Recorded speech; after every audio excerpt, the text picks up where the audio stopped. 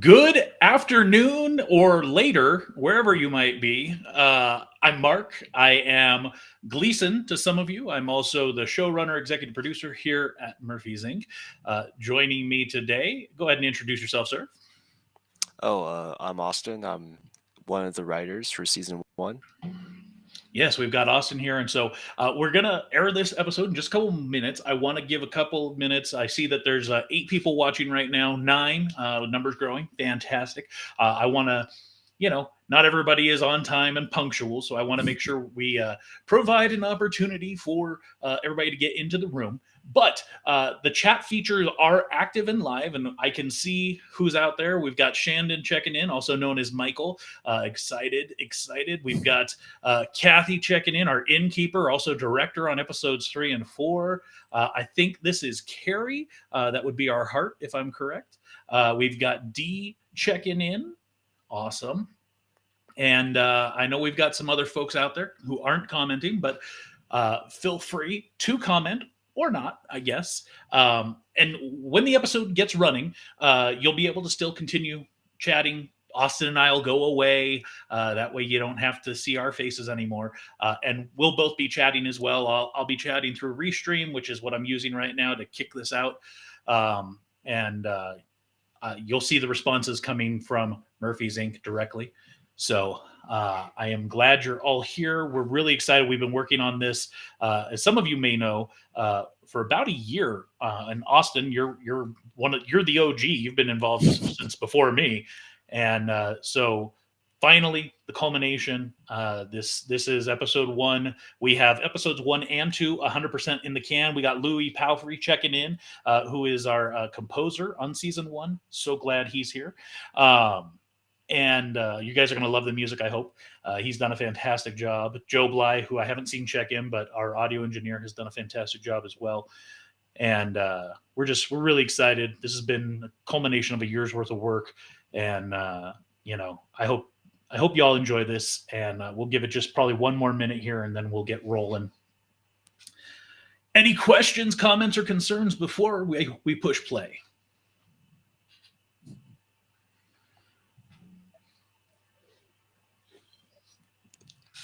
Austin, you got any last minute thoughts?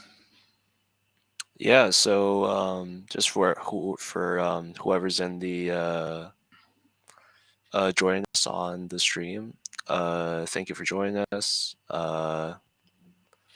And it's exciting to see all the work that we put in finally come to fruition. Absolutely. Well, we've been hyping it on our end. I hope all of you are doing that as well. Use your social media outlets and get the word out there. The show does go live tonight on KNVC 95.1 Carson Valley Community Radio, and it will also be airing on knvc.org, so people can listen to it there. And then next Friday is when it will finally drop on online. The cover, so the imagery was designed by somebody I hired through Fiverr, a graphics designer. We gave them, some input as to what we were trying to go for, and they gave us many different designs, and this is what we landed on. So money well spent, I think. I hope Definitely, it's a really good cover. Yes, my favorite part about the cover, and I'll go ahead and move it around, is I don't know if y'all noticed this little period down The here. period, yeah, just the period. I don't think that's just a period. What do you think? I think it's just a period, honestly. It's just a really fancy one. I think that thing's going to be more important. And we've got Shandon pushing it on my YouTube channel, podcast, and in the meta virtual worlds. Reach ain't huge, but pushing everywhere I can. I appreciate it. All right. I think it's been long enough. I'm sure y'all are tired of hearing me and Austin talk. So I think it's time for what y'all really came here for. So I hope you enjoy. Stick around. We'll come back after the episode as well, just for any last minute conversation. But feel free to chat away throughout the episode. And Austin, you ready? Yeah. Here we go. Been waiting a year for this.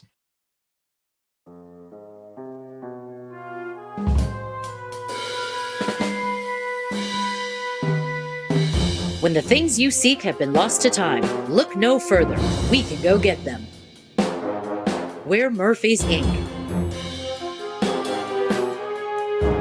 Murphy's Inc. is not responsible for time paradoxes, historical retaliation, or other risks related to the delivered artifact.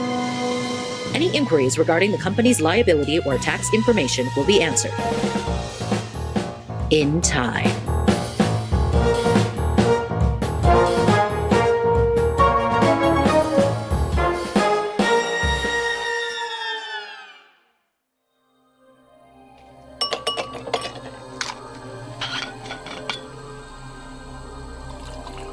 History is a novel thing. A tale handed down through the ages from less than reliable people. The cunning, the strong, the winners. We pore over ancient ledgers, third-hand accounts, and maybe even find a half-rotted relic so far from its original glory that it's almost insulting to imagine it being held by one of our ancestors. And all this for the foggiest picture of the past. What we wouldn't give to see it with our own eyes.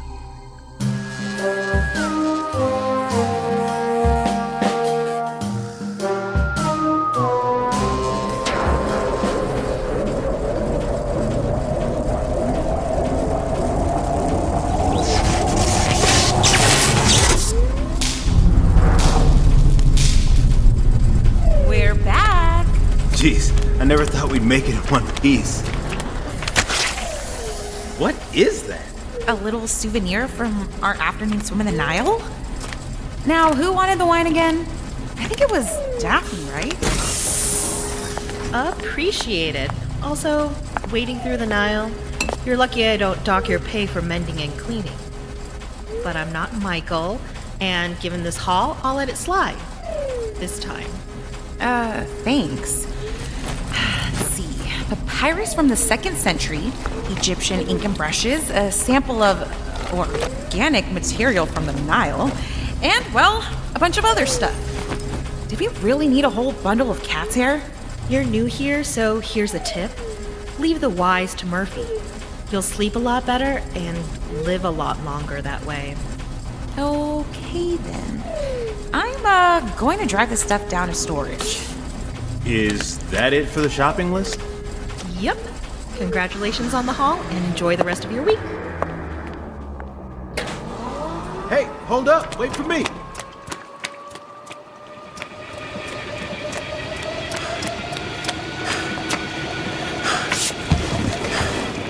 You could have slowed down, you know. We've got the rest of the week off, by the way. Yep.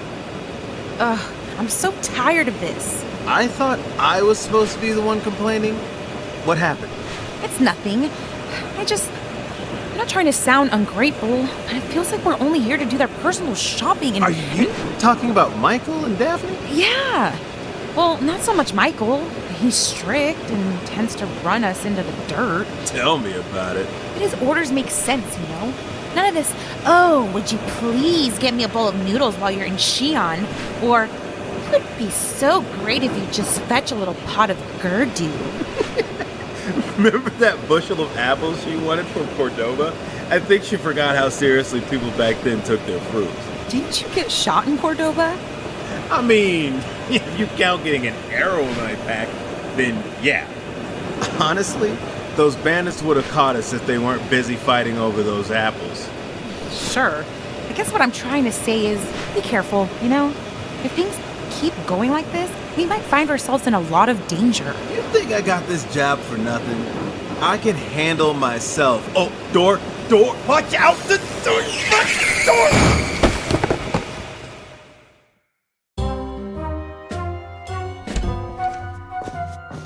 See, the mission was a success.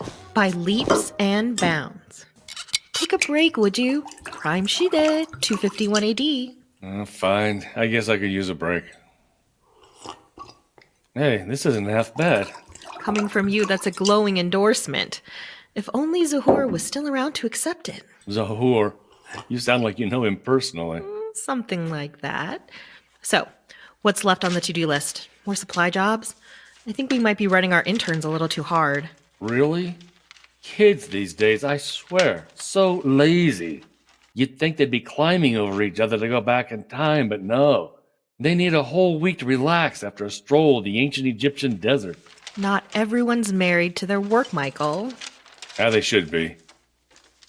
Anyway, we still need a few slabs of Greek marble from the 3rd century, samples of some extinct Prussian flora, and some Chinese porcelain. Oh, is that all? Nope.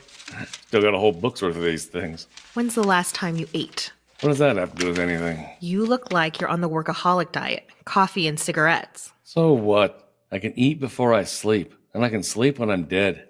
Look, our interns just cleared up a few days' worth of work for us. There's a nice Italian place a few blocks from here that I go to all the time. Eat something besides cheeseburgers and fries for once, all right?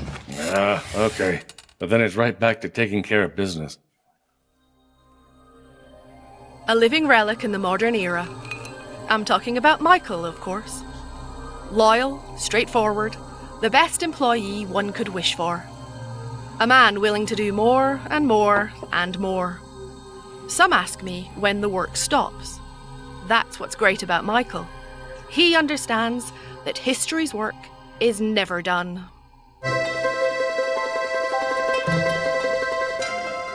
A risotto alla milanese for me, please. Very good. And for you, sir? A hot dog for me? A hot dog. Those will be right out for you two. So what's your play here, Daphne? Come on, spill it. What? You asked the interns to bring back wine from the Egyptians. You bring me out here for a fancy meal. What is it? You're not dying, are you? Why does there have to be an ulterior motive? Can't I just treat a friend to a decent meal? Just feels strange to me.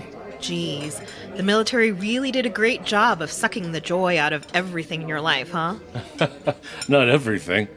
Food on the outside tastes way better than what they served up in the mess halls. Hey, what about you? What about me? What brings you joy in life? Can't just be ancient wines and bossing the grunts around. I've known you for, how long has it been? 2, 3 years now? But sometimes you feel like a total stranger. If I didn't know any better, I'd think you were getting sentimental with me, old man. If I had to pin down one thing, I'd have to say it's the thrill of it all. I'm an adrenaline junkie, I have to admit. I'd rather die than be stuck behind a desk, pushing papers, and pulling off typical Viennese just bores me. But when you add in the excitement of possibly messing up the timeline, well, we are playing a dangerous game. And I thought the most dangerous game was... Oh, Rub's here. So easily pleased.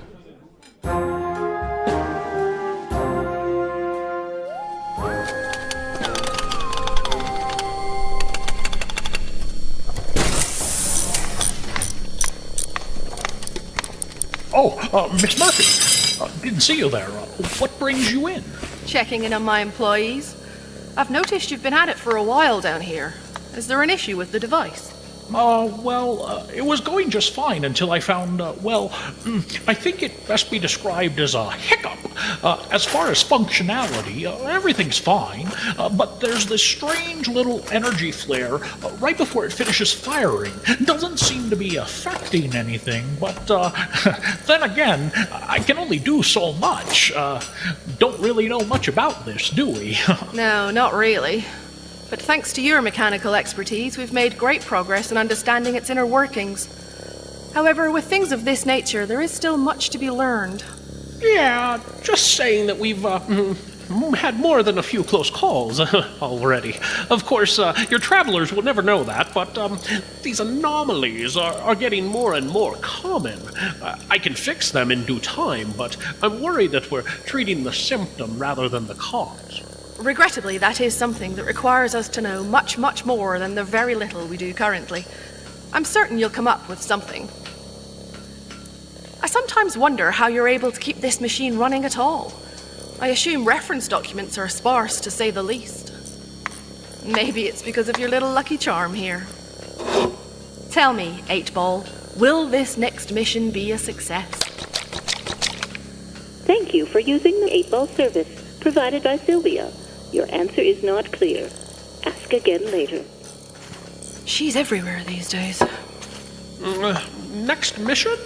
I thought we were off operation for a week. At least that's what I heard after the last run. Circumstances have changed. An item of special import has come to my attention, and retrieving it will be beneficial to the company. You're an integral part of this, Gleason. I just need you to keep doing what you've always done. I will, ma'am.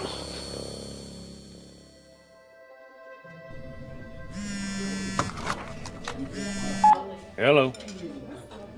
Yeah, I'm out with Daphne. Job? You're paying us how much? We'll be right there. What happened? Does Murphy need something? Yeah, I don't know what it is yet, but she said our bonus for this one will be $500,000 each. Oh, what? That's insane. How are you enjoying your food? We need the bill. Is the food not to your liking? The bill. Now, please. Oh, I think I left my wallet. Back in your locker, where it always is when the bill shows up? How convenient.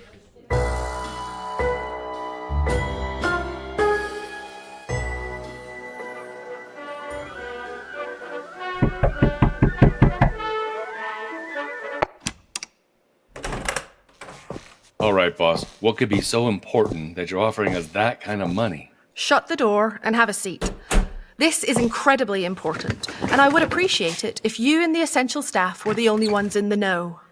Give us the details. What are we getting this time? You've been tasked with the retrieval of an important artifact for let's call him a private collector. Jason Erickson? I've heard of this guy. He's the heir to that billion-dollar jewelry empire, right? They've made some of the rarest pieces in modern history. What's he want from us? Apparently, he's on his old man's bad side for losing a precious family heirloom. The Ericksons can, shockingly, trace their heritage all the way back to Eric the Red. My knowledge of Norse history is a little rusty. Care to refresh me? He was an explorer who founded the first Norse settlement in Greenland, and also the father of Leif Erikson, the first European to touch down on what is now referred to as Canada. So, we're going back to the days of the Vikings? Wonder if I can pick up one of those horned helmets while we're there. Unfortunately, those fell out of style long before your destination. You'll be heading back to 980 AD, right before his first exile and after the murder that caused it. Sounds like a real menace if he had to be forcibly exiled. What the hell would anyone want us to grab from this guy anyway? That's just how they handled things back then. Think of exile almost like an open-ended prison sentence. And I've got a picture right here. What are we looking at? Necklaces, charms, staves, toys. I assume we don't know what the object in question looks like? Exactly. You're going to retrieve Eric the Red's set stalker, an ornately carved good luck charm of sorts. These are just representations of what it could have looked like, but I'm sure our resident librarian would know more. Be sure to pay her a visit. A classic grab and switch, then? Precisely. Figuring out what this thing actually looks like is going to be tough. I'm looking at so many different pictures here. What are the odds any of them are the actual thing? I'll leave you to it. In the meantime, I'll make sure our client's hair stays redder than his face. What's our timeline for this? 2 weeks. Else our client's getting kicked to the street, our reputation falters, and you lose more than just $500,000. 2 weeks?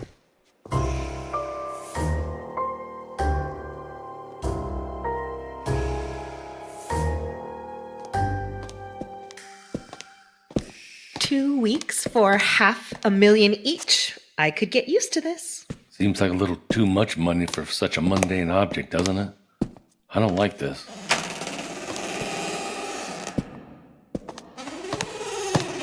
Since when did they get rid of the carpets in here? Makes the place feel like a doctor's office or something. Can you focus? I'm talking about how fishy this whole thing sounds, especially coming out of the blue. We normally get more prep time for big jobs like this. Oh, lighten up, Mikey. I'm sure if we needed to worry about something, Murphy would tell us.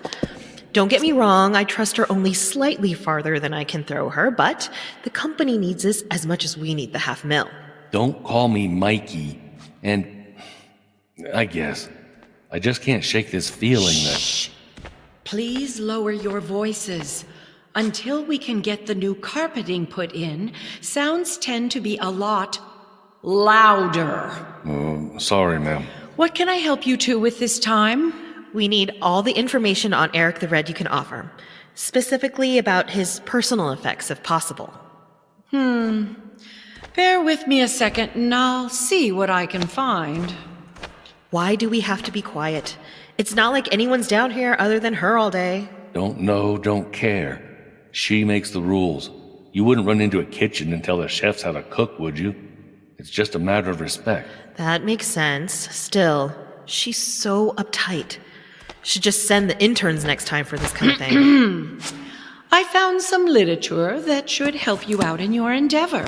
And for your information, the quiet helps me concentrate. Concentrate on what? Is there anything else I can assist you two with? Concentrate on what? Shush! Another outburst like that and I'll have your privileges revoked for a year. That won't be necessary, ma'am. We'll be on our way. And thank you so much for your assistance.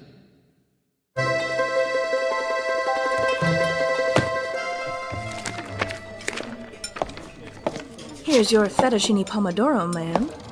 And here's your burger, sir. Thanks. Who's that creepy old lady think she is? $50 says she's a witch.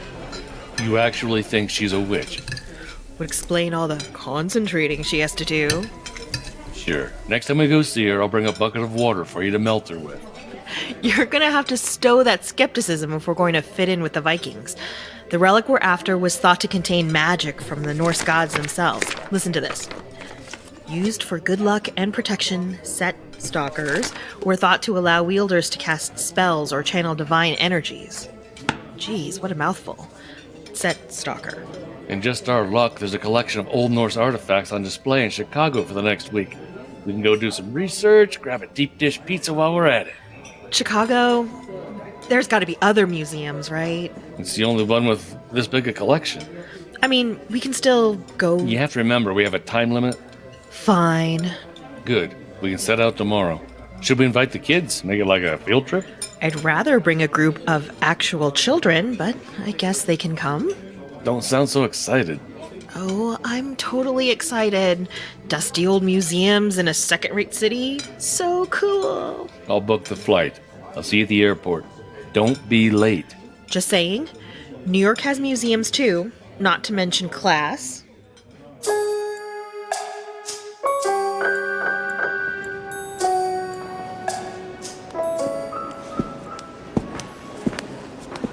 There's a Sylvia terminal over there. Welcome to the Chicago Museum of International History. A payment of $75 is required for a group of 4 to enter the exhibits. Jeez. Here. Thank you. Your receipt has been emailed. Can you point us to that Norse exhibit? The Norse History and Artifacts exhibit is on premium display. An additional payment of $50 is required to receive access. Typical Chicago. Bait and switch Don't worry, I got it. I still owe you for lunch, remember? Thank you. The exhibit is down the hall and through the double doors to the right. Just show them your passes. Enjoy your visit.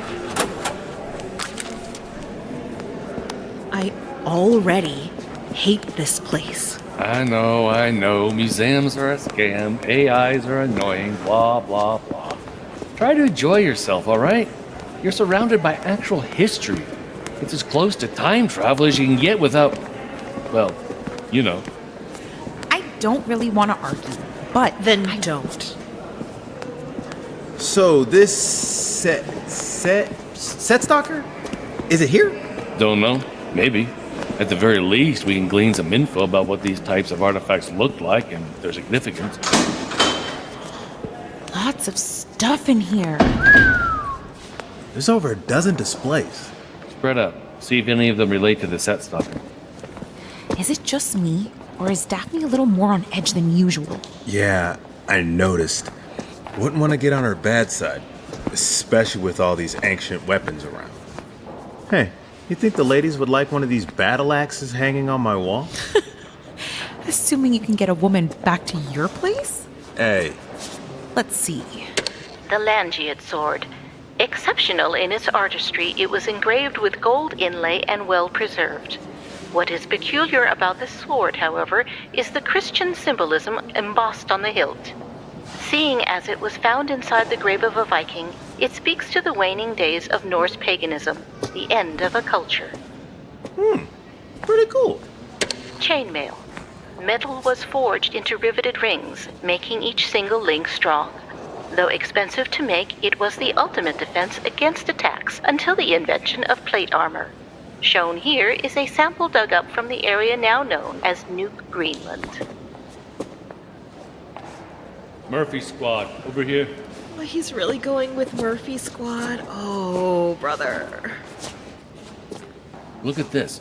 Collection of sacred carvings dating back between the 7th and early 11th century. Those carvings have seen better days, that's for sure.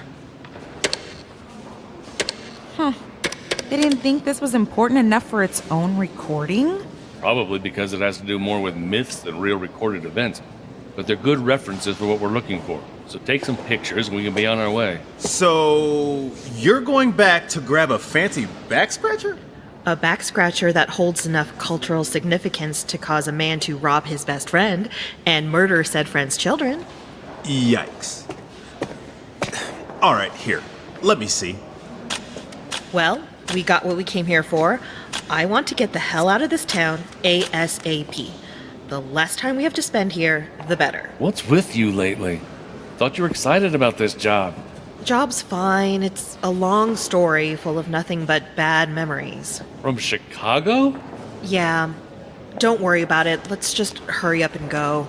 Not without my deep dish pizza.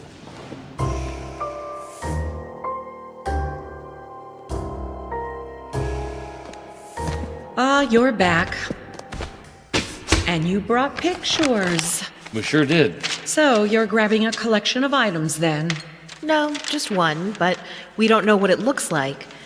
Do you think there's anything in the old archives that'll point us in the right direction? Specifically his set stalker. Probably something wooden and sacred enough to kill over. Perhaps. It will take time, but I'm sure I can find something on the subject. How long? Oh, give me a day or two. Peering through history takes time and patience. Are you okay? Yes, I'll be fine. In the meantime, you should go check in with the tailor to make sure you don't stick out like a pair of sore thumbs. You heard the lady. Let's go.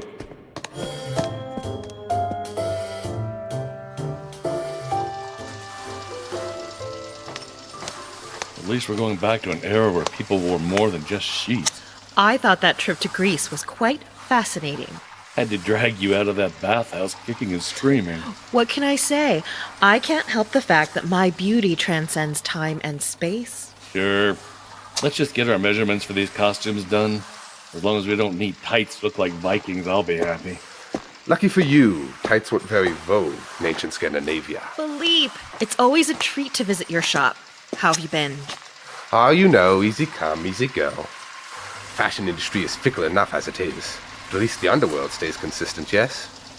Everyone wants black, or if they're feeling bold, a darker shade of gray. Your visits, on the other hand, give me the challenge a true artiste like myself craves. That's why I look forward to your shop the most when we prepare for these special projects. And you'll never guess who the client is this time. Who? Jason Erickson. Caught yourself a fat one, yes? Let me guess. Vikings? Late 10th century.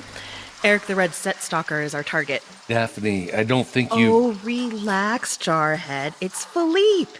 He works under Murphy just like us, and he's got his lips locked tighter than Fort Knox. Until I've had enough bubbly in me, of course. Oh, you're the worst. Oh, listen. The sooner you finish taking my measurements, the sooner you two can keep clucking like a couple of old hens. Rude. Come, we'll make this quick, and you can return to your manly endeavors. Let me ask, Will you be wanting more of a warrior look, or will you be sticking to the lowly peasant role? I don't like your tone, but I'll go for the least conspicuous style you've got. How fitting! Peasant it is. Oh, for the job, Michael. All part of the job. Oh, thank God, it's the librarian. Hello. Yeah. Yes, ma'am. I'll be right there. She said she's found something. I'll go while you stay here and keep the artiste company. Meet me in the lounge around 7. Aye, aye, Captain. Captain, please.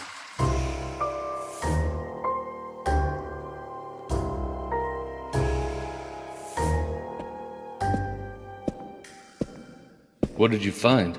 My initial research was only skin deep, vague accounts and descriptors of this set stalker, but at the very least it did confirm that this object was handheld. Had to dust off some of these old tomes then. Precisely. The Annals de Norsica was one of the only first-hand accounts of Eric the Red's life, originally written on tanned hide by an unnamed author. Unnamed? Do you think we can trust this source? Might just be someone itching for their 15 minutes of fame.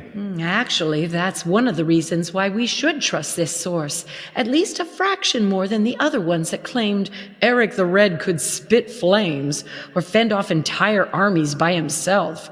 This author seems to put accuracy over his own recognition, though his opinion does seep through from time to time.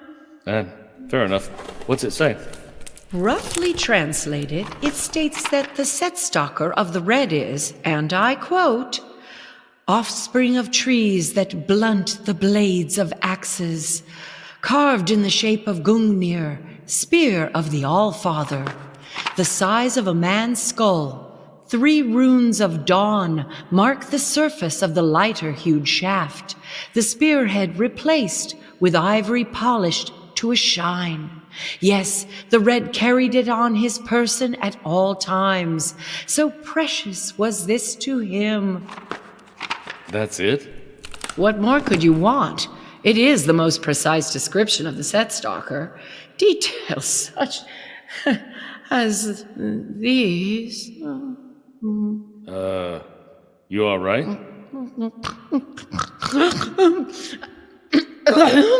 Yeah, as I was saying, details such as these are very difficult to come across in these old documents. Even medieval cookbooks were sparse on instruction, opting for the reader to simply go with the flow, as they say. Okay. Should be enough for the forgers to go off of.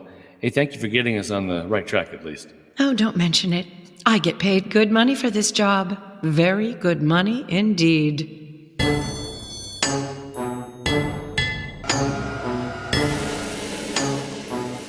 So, what'd the old witch say? Got some specifications on the object. Shouldn't be that hard to recreate it. What about our new clothes? Coming along well, actually. Philippe hit up some LARPing organization nearby for material to use as a base. Of course, they're not entirely period accurate at the moment, but they will be after he's done with them. Good. Now all that's left is to make our little antique. Don't you just love the smell of hot metal and wood shaving? Smells like my high school shop class. Hey, Hart, we need service here. You don't have to yell, Daff. I saw you two come in. What do you want? Norse artifact. Lighter oak wood carved into the shape of a spear, about a head long. 3 dawn runes carved on the shaft, evenly spaced out. The actual spearhead's made of polished ivory. I'm assuming your crew can manage it within the week? Yeah, easy job. Couldn't be harder than that buckle gun, right? I still feel bad about that one. Closest I've ever come to seeing you cry. Tears of joy and a little bit of pain, I'll admit. You've got no idea how long it took me to finish that firing pin. And don't get me started on those square bullets. Looks like the project's in good hands then. Come on, let's go tell Murphy about our progress. She just better make sure the check clears when it's all said and done.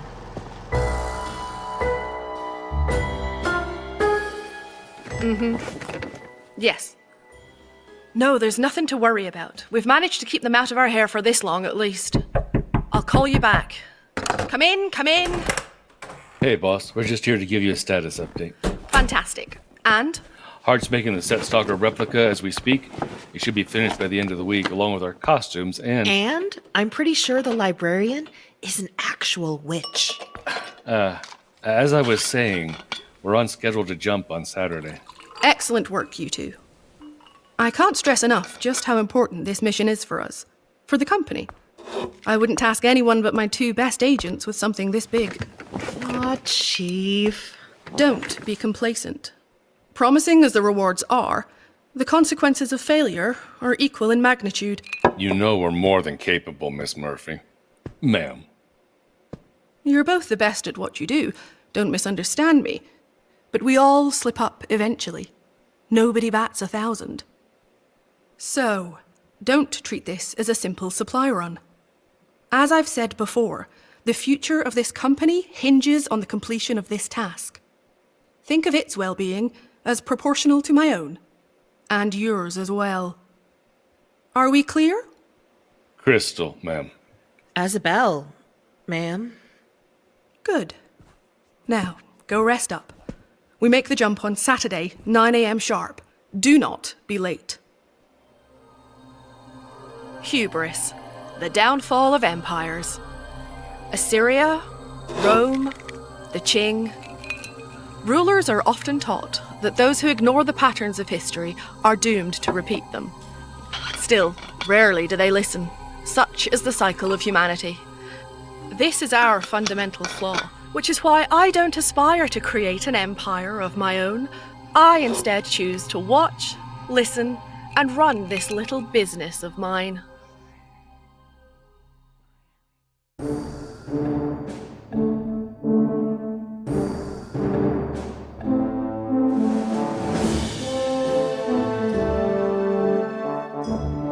Murphy's Inc. was created by Milliam Chan.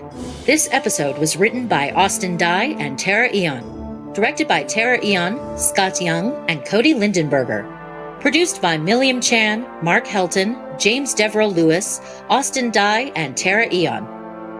Audio editing and effects by Joe Bly with Kiana Music. Original music by Louis Palfrey.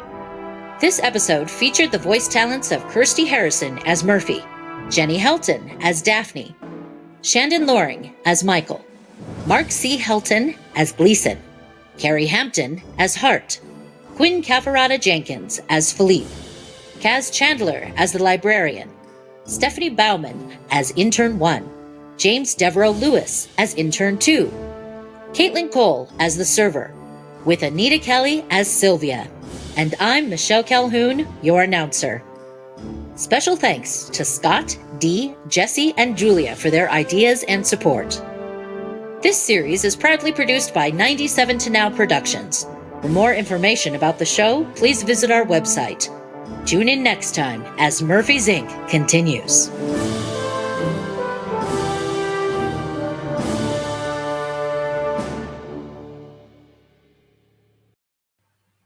Well, that was episode 1.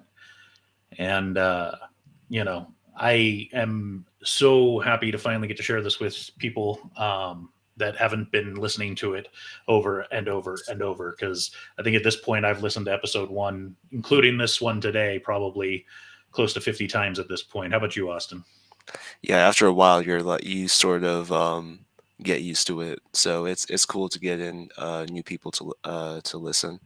Well, and seeing the reactions, I think, are one of the probably most fulfilling things. And the claps really should be for, you, Austin, Tara, for fantastic writing, Dee and Scott for their helping to bring this show together and shape the scripts. And, obviously voice actors, myself included, we have the easy job. We just got to read the words on the paper. And so that being said, I think we had some fantastic work from each of you, voice actors, from top to bottom, whether it was Caitlin as the server in the couple of scenes she was in, or whether it was Michael or Daphne or Kirsty Murphy for that matter. I have to say, for a premiere episode for an independent, almost zero budget show, this has been a fantastic production, and I'm really looking forward to this getting shared tonight, 9 p.m. Pacific, KMBC.org, or if you're in the area, 95.1 KMBC, Carson Valley Community Radio. And of course, it'll be rebroadcast next Friday at 8 p.m. And then at the same time, I will be launching it online. So it'll be on all of your favorite podcast platforms. If you find a platform it's not on, let me know and I'll make sure it gets put on there. And I want to say special thanks to Shandon, who put together a little kind of trailer for us with all of the info in one place, and it's up on YouTube, and we've reshared it through Murphy's Inc. Facebook and all that stuff. So please get your friends and family interested in this show. We've got 6 episodes. We're going to be running 1 episode a week for the next 6 weeks. And so all 6 will have aired before the end of the year. Season 2 is coming along. Austin, any kind of update on where we stand with season 2 and from a writing perspective? Yeah, definitely. We got a whole bunch of new writers. So that's very exciting. We got everyone working on their own sections. So it won't be me and Tara blazing through each episode. Because doing that for 12 episodes is 12-ish, I think. I think is what we're going for. Yeah, doing that for 12 episodes would be very challenging. Let's just say that. So yeah, we got a whole bunch of new writers, a lot of new perspectives for how the story can go, and I'm just excited to see where people can take it and how they do stuff differently from us. Yeah, so 12 to 15 episodes is what we're targeting. We've got 3 different time periods we're hitting in season 2. We've got a lot of story to tell, and I will put it out there right now where we're mapping is at 4 seasons. So we've got a really good story to tell, and bringing on 7, I believe we have 7 new writers. Austin and Tara are really kind of running the ship in that regard. And we've got stuff in mind for all of you. So I hope you're enjoying this as much as we are. And you'll hear more from us in regards to season 2, hopefully early next year, because we're trying to get some rough drafts done before the end of the year. And once we have some scripts in hands, we'll start making contact about auditions, which if you're already in the show, you don't have to worry about that.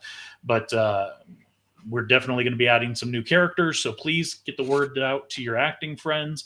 We're hitting ancient Greece, ancient Baghdad, and ancient France.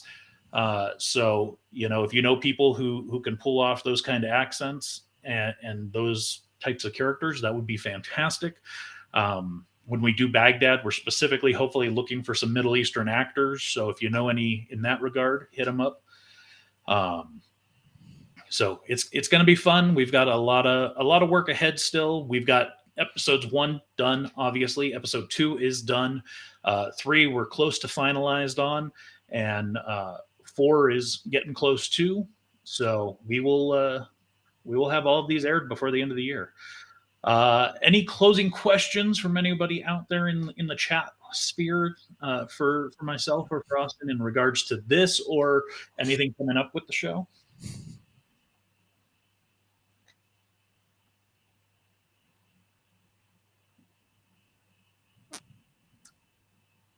I'll give just a moment.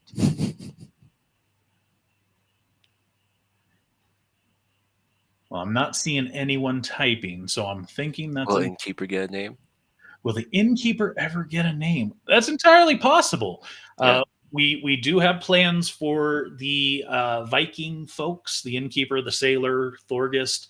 They will reemerge in season 2, and likely the sailor and the innkeeper will probably actually be getting some names.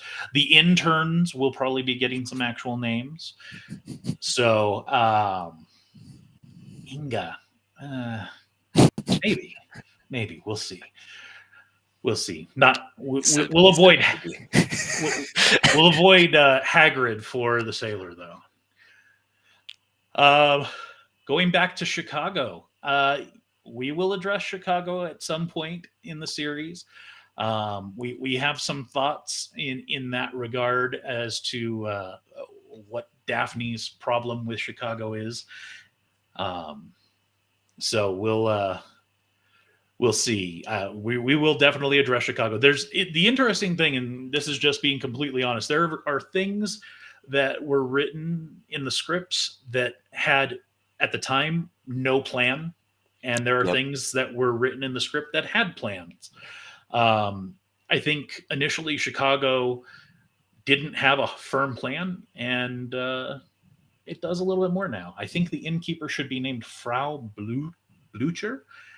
I don't think the innkeeper's German, though. Yeah, I'm thinking that's an inside joke, so I'll... Okay, yeah, I'm too new for this. I don't get this. Yeah.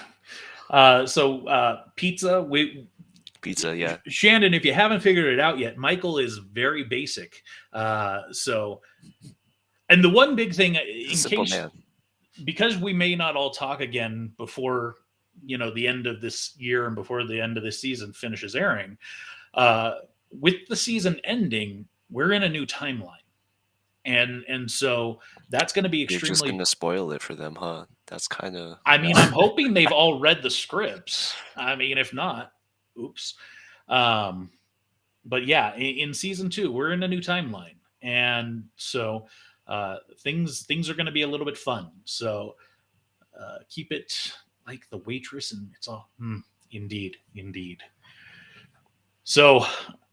I think we're going to go ahead and shut this thing down.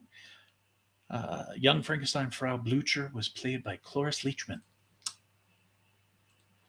So we're going to go ahead and shut this down. It's been a pleasure. I hope you all enjoyed. Hype it up. Share it on all of your social media platforms. I hope we have a huge listening audience tonight on the radio, as well as come next Friday when we finally drop on the internet pod form. And of course, I agree with Shandon for everybody out there. May your waters be calm and your winds stay steady. And that line is much more important than you realize. So have a great afternoon, evening, morning, depending on what parts of the world you might be in. Yeah. We'll catch up soon. Thank you all so much for everything you've done and continue to do. Thank you, Austin. Appreciate you. And let's get on out of here.